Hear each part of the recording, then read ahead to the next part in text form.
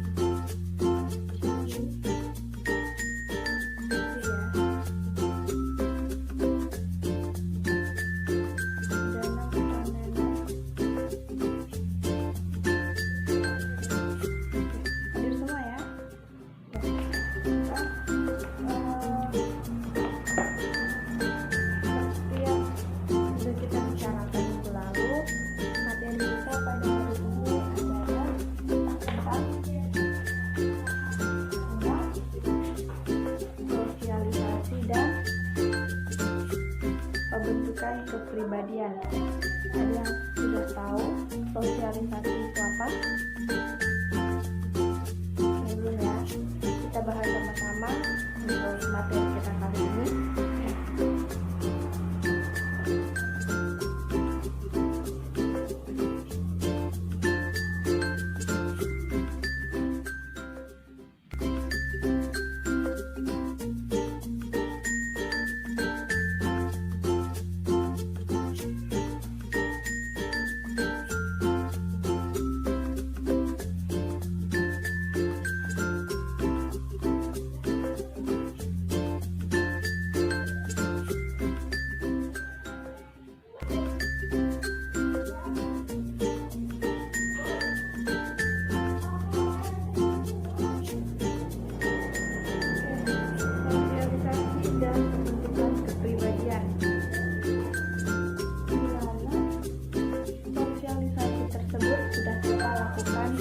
Setiap harinya, setiap saat bahkan.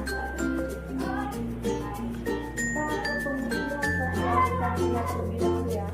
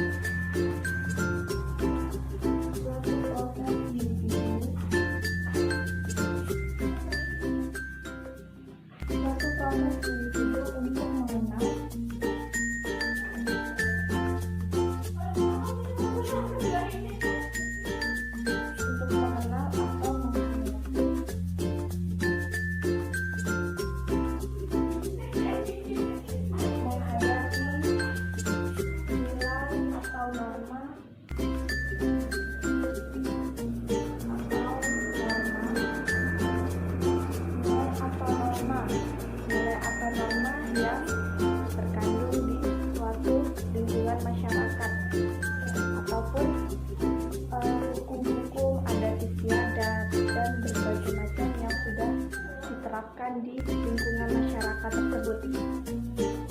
Nah, dari pengertian tersebut, apakah kita sudah melakukan setiap hari? Sudah, karena pada saat kita berinteraksi, kita beradaptasi dengan lingkungan kita ataupun lingkungan sekitar kita, itu dikatakan dengan sosialisasi ataupun pendekatan diri, adaptasi terhadap sesama kita. Bisa dipahami? Oke. Selanjutnya tentang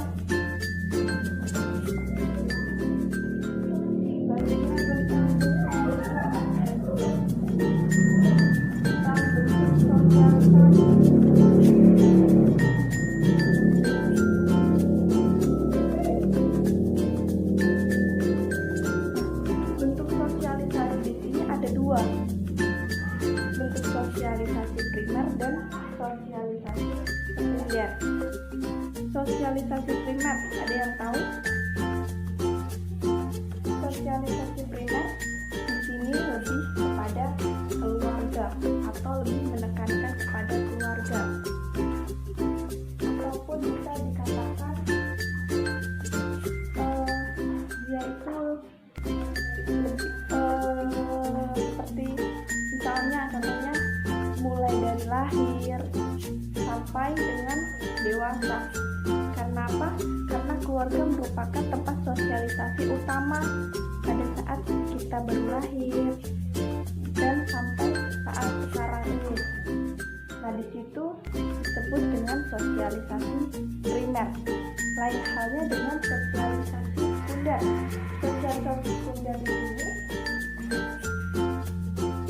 sama tadi sosialisasi primer ya.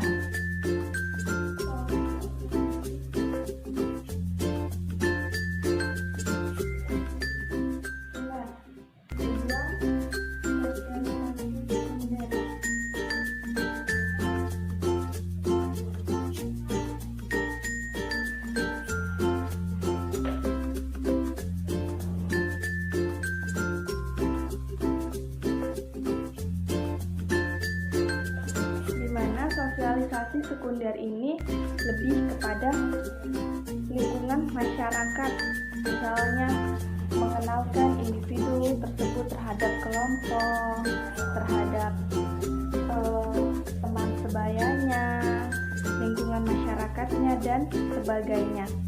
Sampai di sini ada yang ingin ditanyakan? Cukup? Kita lanjut materi selanjutnya ya. Lalu kemudian ada juga tipe sosialisasi. Tipe sosialisasi. Tipe sosialisasi di sini ada dua juga ya. Yang pertama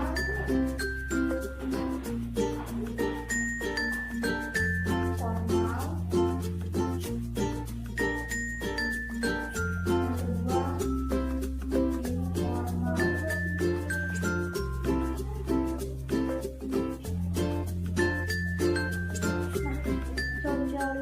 Sosialisasi formal, dia sosialisasi yang terjadi melalui lembaga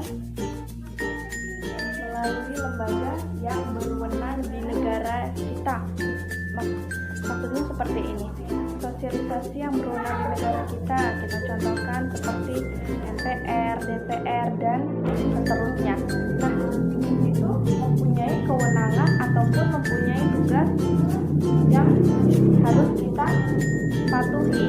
Misalnya ada Pancasila, ada undang-undang, dan sebagainya. Ini dikatakan sebagai sosialisasi formal. Karena apa? Kan sudah dijelaskan tadi, merupakan ataupun yang terjadi di lembaga yang berwenang. Lalu ada sosialisasi informal.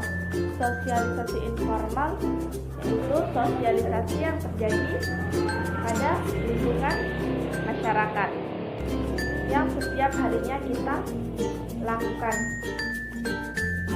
Bisa juga seperti pergaulan, terus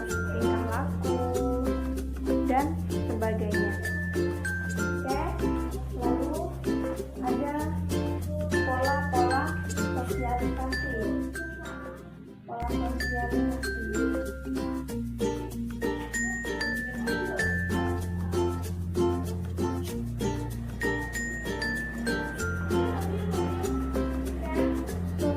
Sosialisasi ada dua. Yang pertama, pola sosialisasi represif, dan yang kedua pola sosialisasi partisipatoris.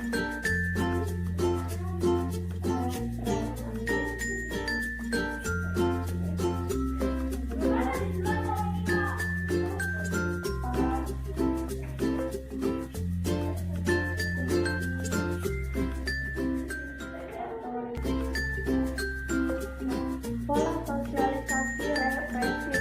Pola sosialisasi represif ini lebih kepada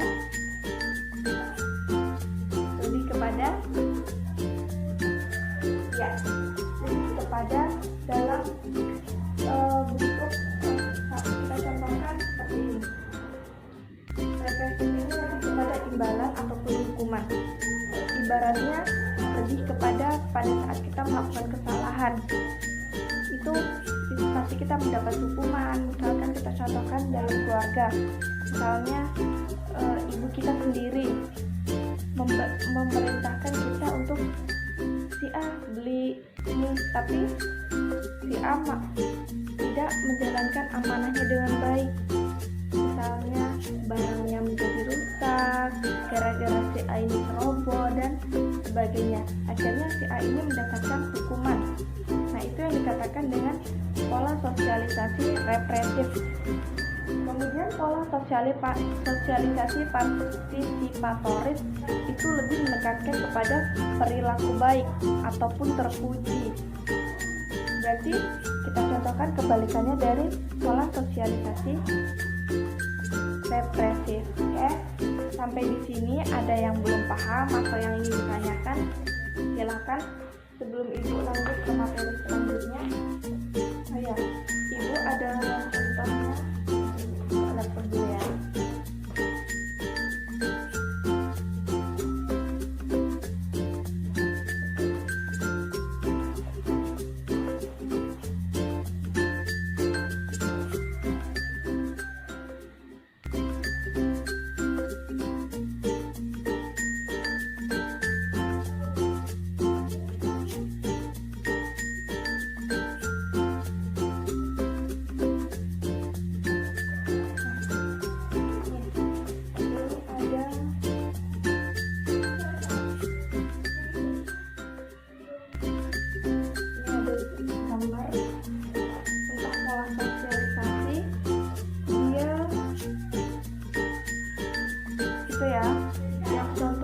Keluarga ini ada dicontohkan ibu dan anak.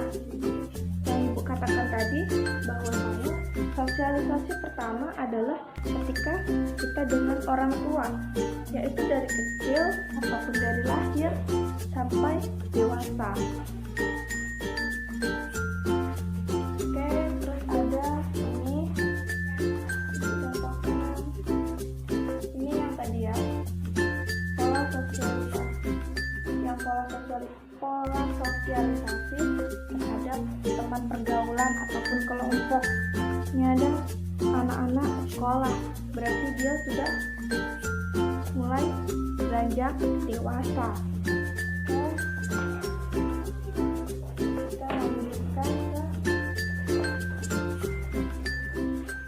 Kita lanjutkan ke proses sosialisasi menurut George Herbert Mead. Oke, misalnya proses sosialisasi.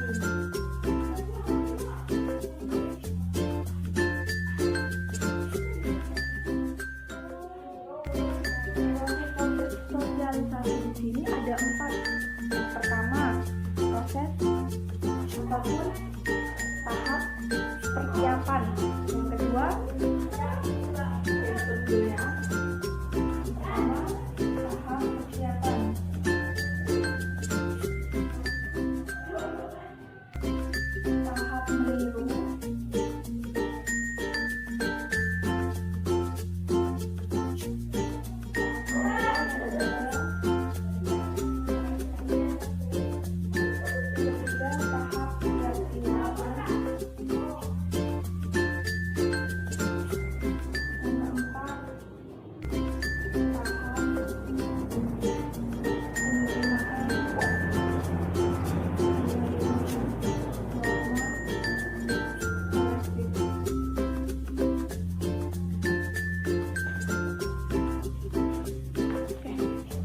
persiapan. Tahap persiapan yaitu kita mulai dari pada saat kita kecil. Kita diberikan contoh, kita diberikan kita ibaratnya tahap persiapan ini kita melihat bagaimana sih tata cara berbicara, terus tingkah laku kita terhadap orang tua dan seterusnya. Ataupun bisa dikatakan misalnya kita diajari berbicara makan, minum. Di situ si anak tersebut mulai menirukan. Nah, di tahap kedua di sini anak lebih menekankan kepada bagaimana dia menirukan, bagaimana dia memahami apa yang dilakukan oleh orang tuanya. Nah, yang ketiga tahap siap tindak. Tahap siap tindak ataupun bertindak berarti dia sudah bisa mempraktikkan tanpa harus menirukan apa yang dilihatnya, apa yang diajarkan oleh orang tuanya. Nah, lalu yang keempat ada tahap penerimaan. Tahap penerimaan norma selektif. Berarti tahap ini sudah menjadi tahap yang lebih tinggi.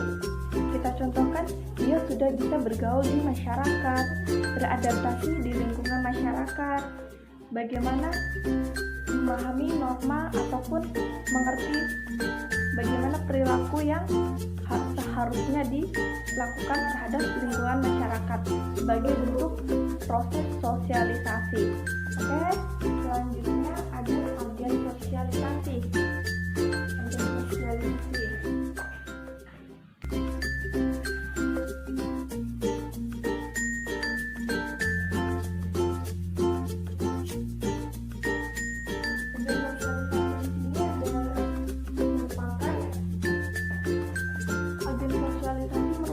Pihak-pihak yang melakukan sosialisasi ataupun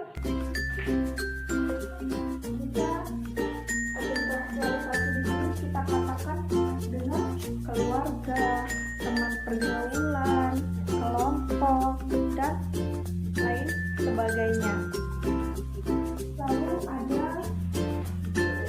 syarat terjadinya sosialisasi. Syarat terjadinya sosialisasi itu kita sudah ketahui, yaitu dari faktor warisan keturunan, lalu dari lingkungan yang menunjang. Maksudnya di sini lingkungan sekitar kita ataupun lingkungan tempat tinggal kita.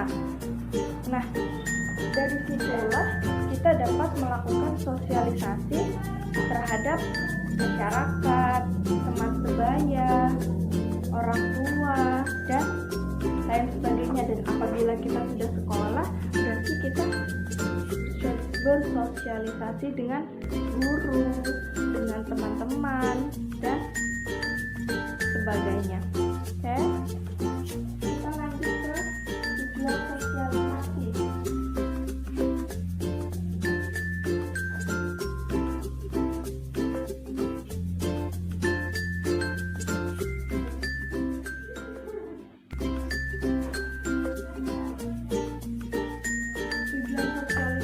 Pada hakikatnya atau pada dasarnya untuk kita dapat berinteraksi ke sesama kita ataupun orang yang lebih tua agar lebih mudah, karena kita sudah memahami bagaimana cara kita berbicara terhadap teman sebaya, terhadap kakak, adik, dan sebagainya, ataupun orang yang lebih tua. Kita dapat menghargai dan menghormati dengan cara kita bersosialisasi ataupun kita beradaptasi dengan berinteraksi secara baik. Nah, lalu ada juga dengan faktor pembentuk. Itu sudah masuk materi baru ya. Sampai dengan tujuan sosialisasi tadi, apakah anak-anak belum paham ataupun ada yang ingin ditanyakan? Ibu persilahkan.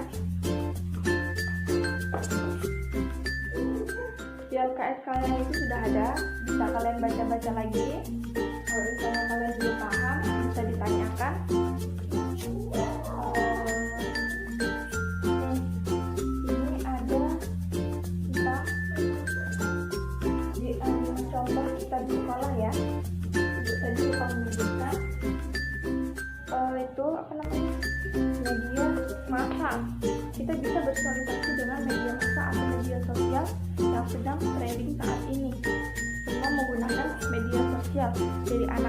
usia dewasa.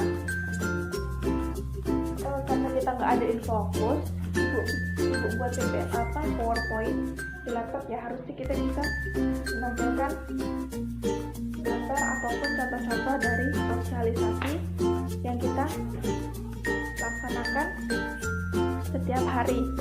Oke, sudah ketemu? Kalian bisa buka halaman 53.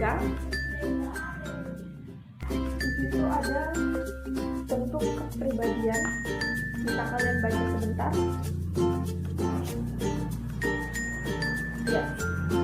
Ya, poin D.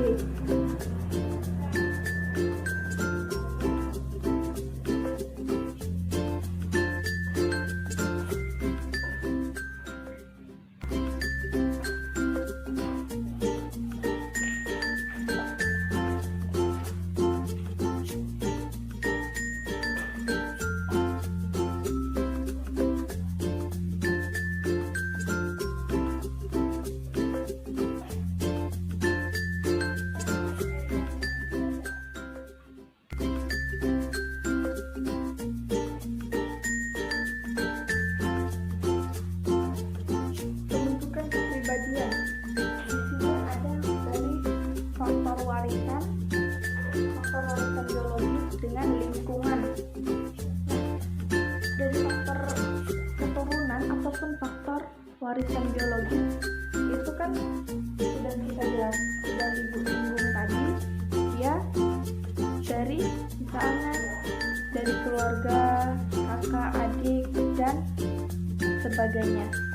Nah, di situ mengapa dikatakan dengan faktor warisan keturunan? Karena apa? Pada saat kita melakukan ataupun kita menjadi seseorang yang akan tumbuh baik, otomatis kita dari lingkungan keluarga dulu ya. Misalnya dari orang tua kita mengajarkan, nah, dengan orang yang lebih tua harus seperti ini cara bicaranya. Nah, dengan ibu harus seperti ini cara bicaranya, biar kita dapat saling menghormati dan menghargai antara sama. Nah, dari faktor lingkungan kita bisa juga melakukan, kita contohkan saja cara kita menyikapi, cara kita menghormati, itu pasti berbeda-beda tergantung kepribadian kita masing-masing. Oke, baiklah. Mungkin hanya itu untuk materi kita hari ini. Kalian bisa kerjakan halaman 54 yang esai ya. Besok pagi sudah ada di meja ibu. Untuk minggu depan, untuk pertemuan keempat, ibu mau kalian sudah memahami apa itu sosialisasi. Ibu akan memberikan kuis ya, tidak bisa saling mencontek. Oke? Ada yang ingin ditanyakan sebelum ibu tutup? Sudah? Wah, kesimpulan kita pada pelajaran hari ini, sosialisasi adalah suatu proses individu untuk mengenal atau menghayati nilai atau norma yang terkandung ataupun yang sudah diterapkan di lingkungan masyarakat. Kepribadian adalah diri kita, bagaimana kita menunjukkan kita ini memang memiliki tingkah laku, perilaku yang baik. Itu kembali kepada diri kita sendiri. Baiklah, mungkin hanya itu. Ibu akhiri. Assalamualaikum warahmatullahi wabarakatuh. Selamat siang.